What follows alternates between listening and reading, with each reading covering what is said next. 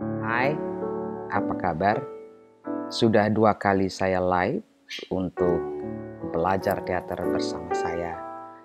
Yang pertama itu adalah mengenai pengantar yang berisikan tentang bagaimana sebenarnya langkah-langkah pertama ketika belajar teater, soal membedah naskah. Lalu pada bagian kedua itu adalah memahami naskah.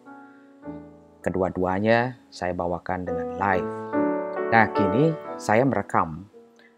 Alasannya sederhana saja, agar teman-teman, Bapak Ibu guru, para dosen dan sebagainya eh, dapat memperbandingkan atau kemudian mengambil kesimpulan dari apa yang saya tawarkan dalam belajar secara online ini.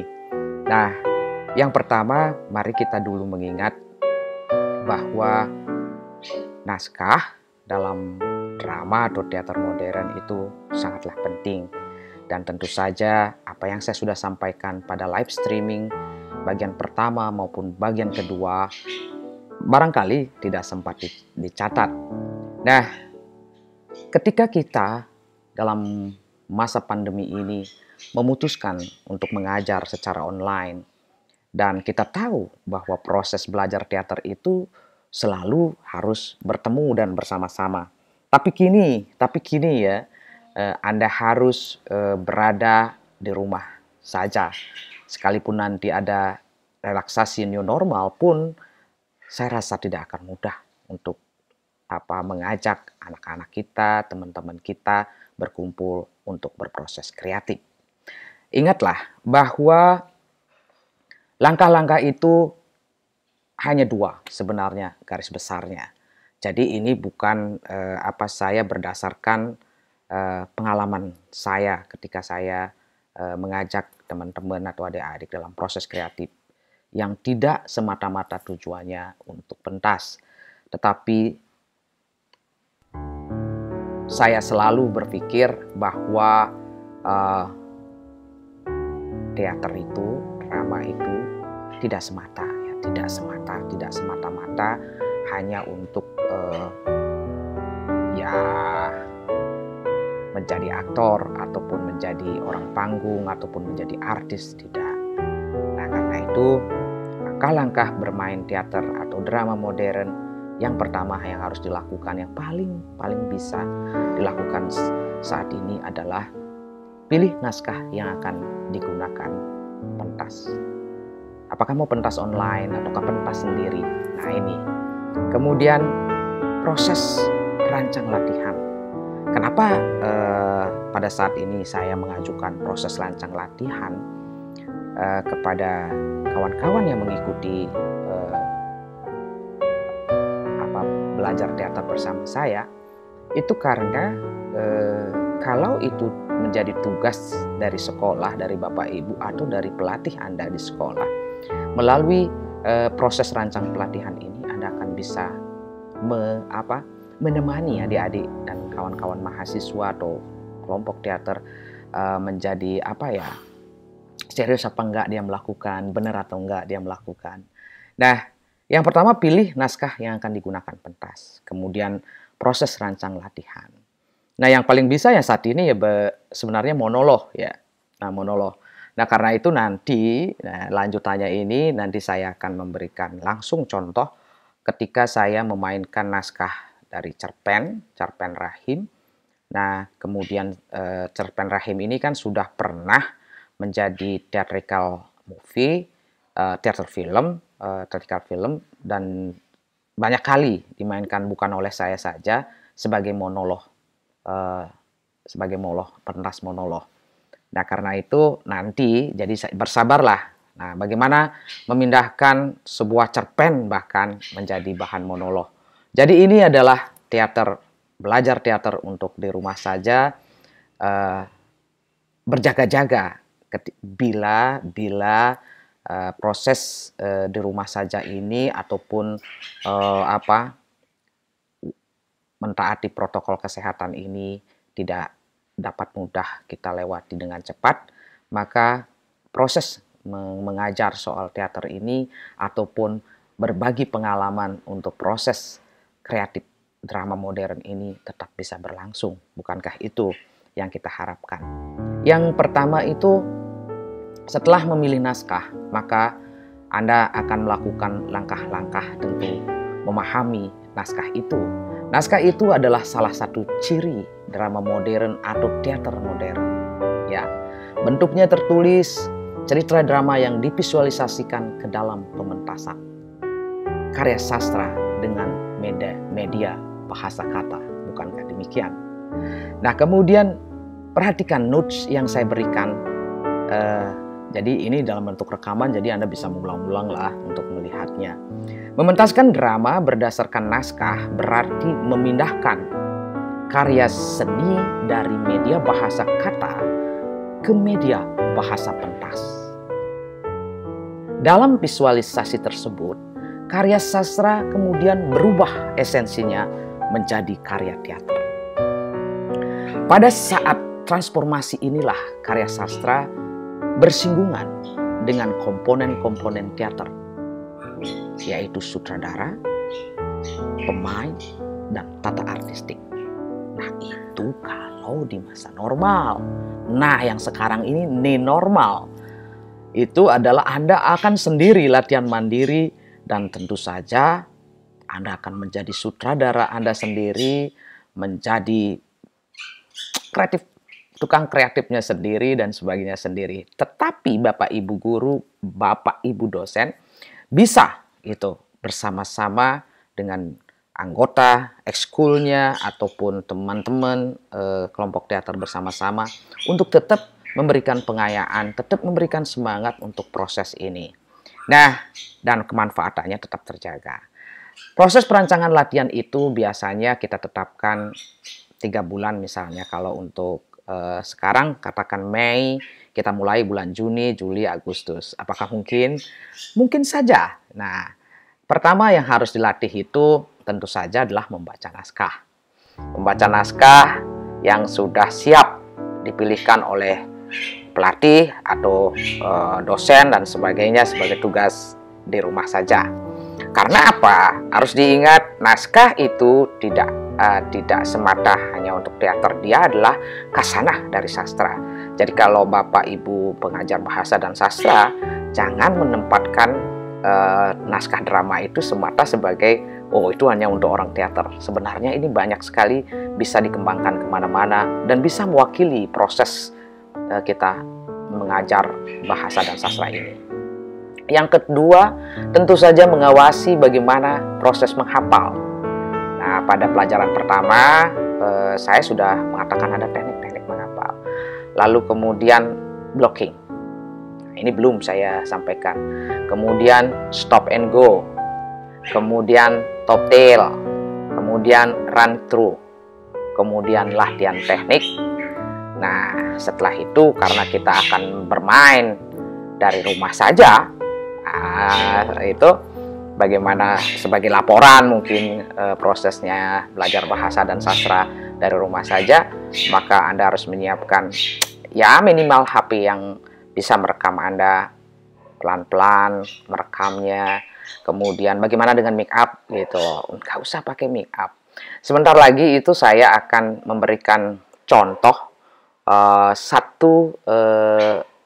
ketika saya memainkan Cerpen Rahim pada acaranya Teater Orok Noceng yang saya lupa tahunnya, maaf kawan-kawan di Teater Orok, lupa tahunnya berapa, tetapi itu benar-benar saya memakai segalanya minimal ya, karena itu tanpa teknik-teknik yang luar biasa.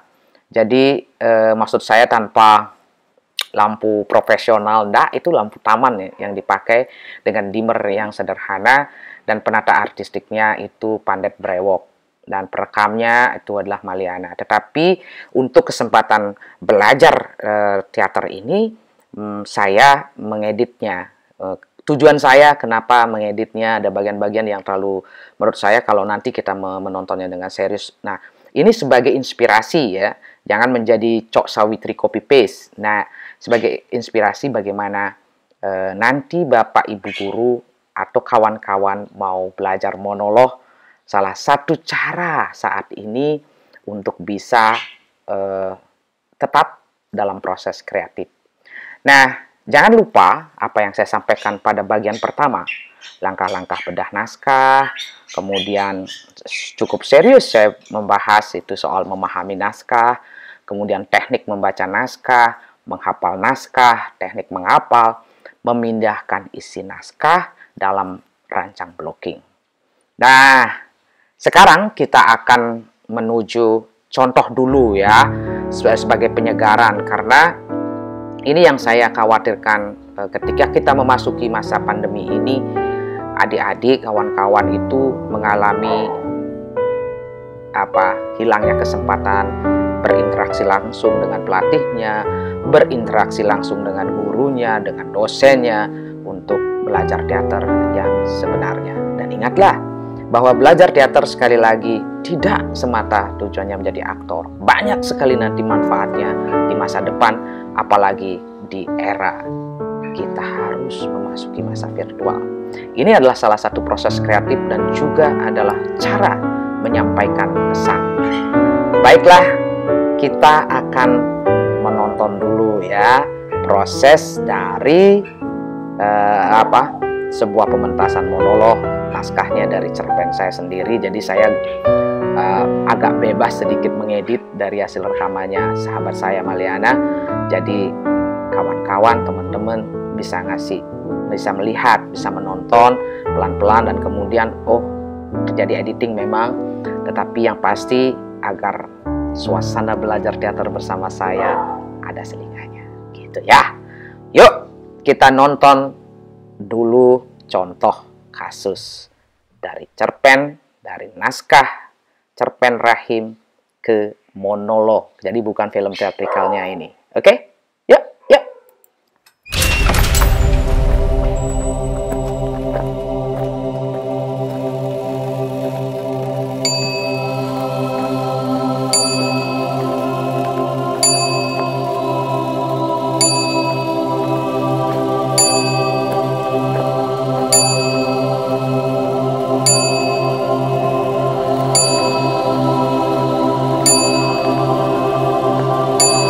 Nama saya Nagari.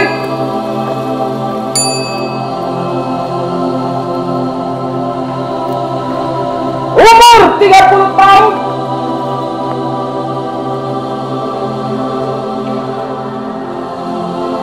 Pekerjaan kadang menulis, kadang bernyanyi. Apa saja yang bisa disebut pekerjaan, saya kerjakan.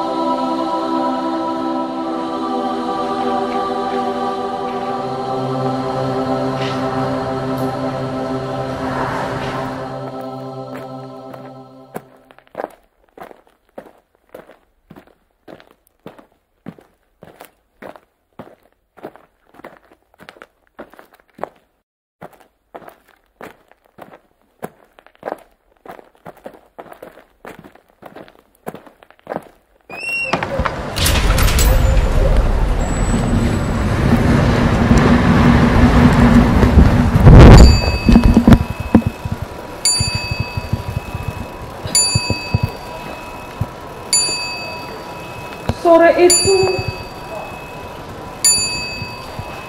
sehabis mandi dan rambut saya masih basah,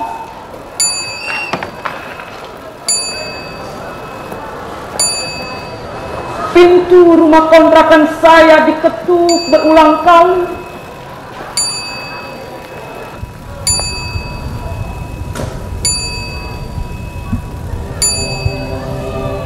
Tanpa harus dijelaskan, saya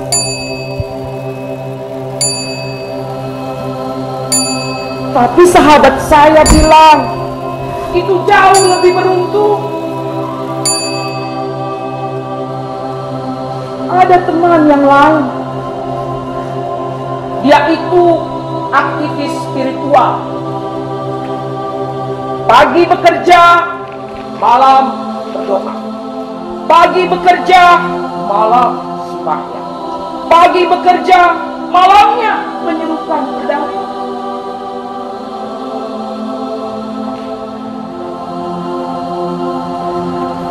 suatu hari di sadel motornya ditemukan setumpuk obat-obatan terlarang. Dia ditangkap, dituduh sebagai bandar.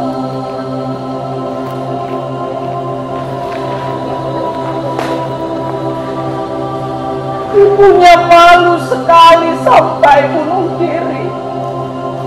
Adiknya kecewa, berhenti kerja. Semua tetangga mengejek, munafik. Soalin, tiap tahunnya bandar.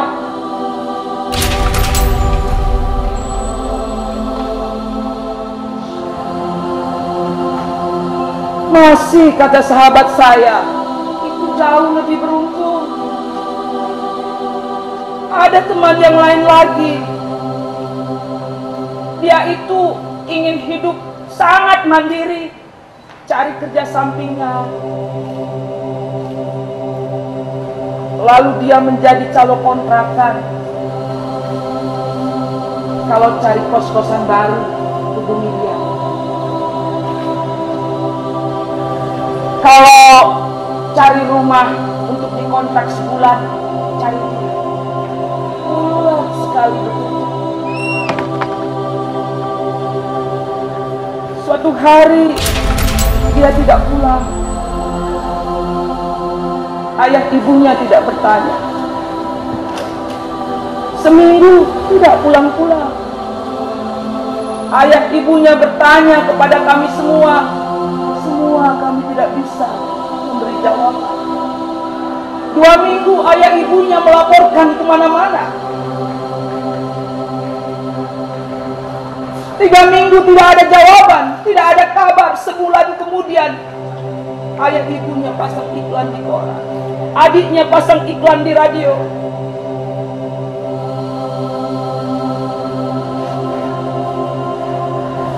Enam bulan kemudian kami menyaksikan di televisi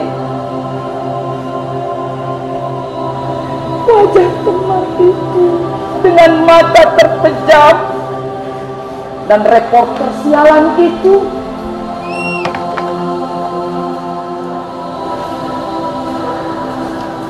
ayah ibunya.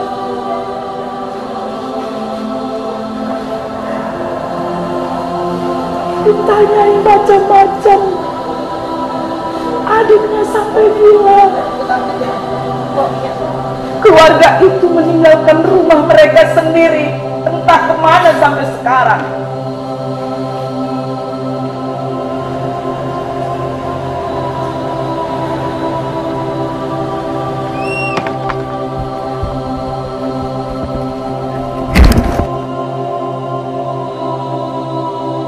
Nama saya Nagari, umur 30 tahun. Pekerjaan kadang menulis, kadang bernyanyi. Apa saja yang saya dapat kerjakan, saya kerjakan. Saya korban kriminal. Ketika pulang bekerja, sekelompok orang menusuk saya dengan belati. Dan belati itu menembus perut saya, hingga rahim saya harus diangkat.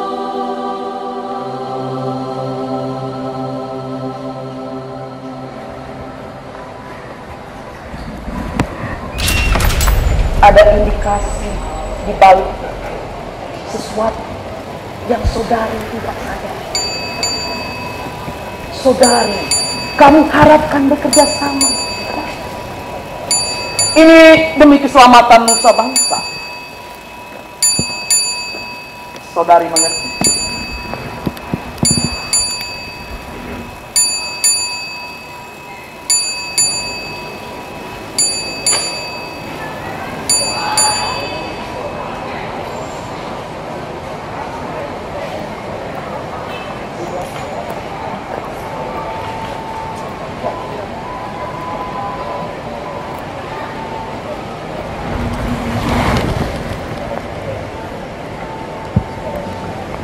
Asap rokok lelaki itu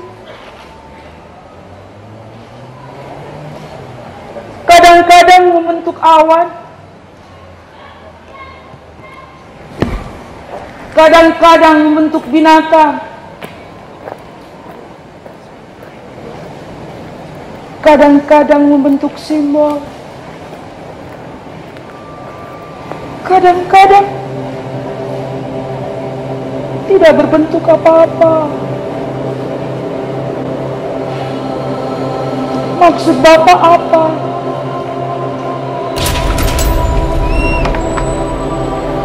Operasi rahim? Iya, saudari Nagari. Operasi rahim yang saudari lakukan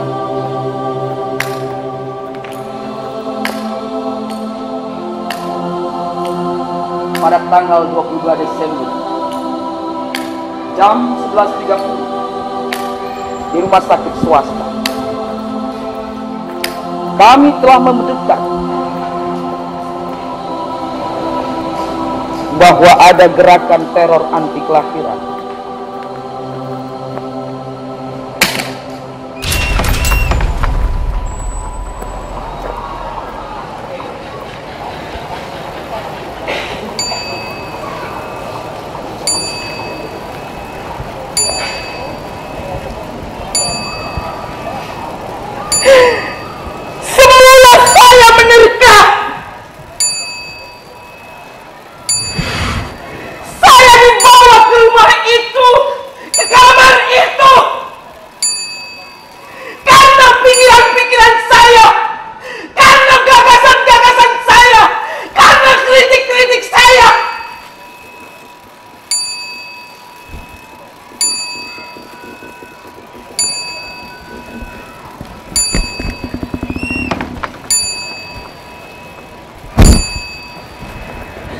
Tapi ternyata karena rahim itu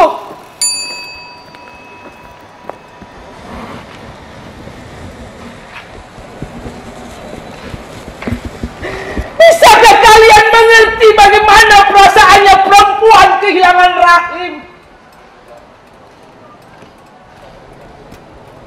Setahun saya mengobati perasaan saya, dan sekarang laki itu berkata,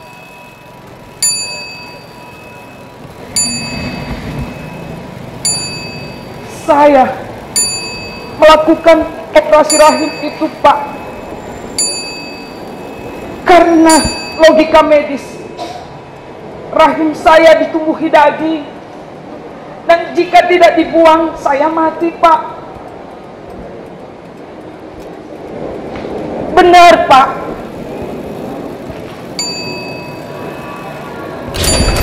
Saudari Nagari,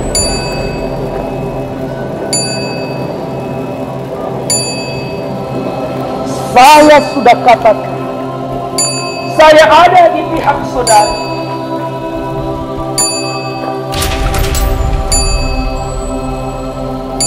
Jadi jangan takut. Katakan apa yang melatar belakang saudari lakukan.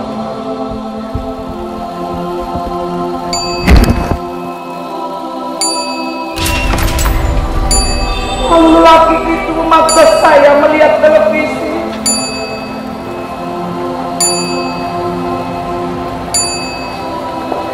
Saya lihat diri saya di televisi sekarang, tetapi itu bukan saya. Saya kenal penyiar itu dan dia juga tidak mengenal saya.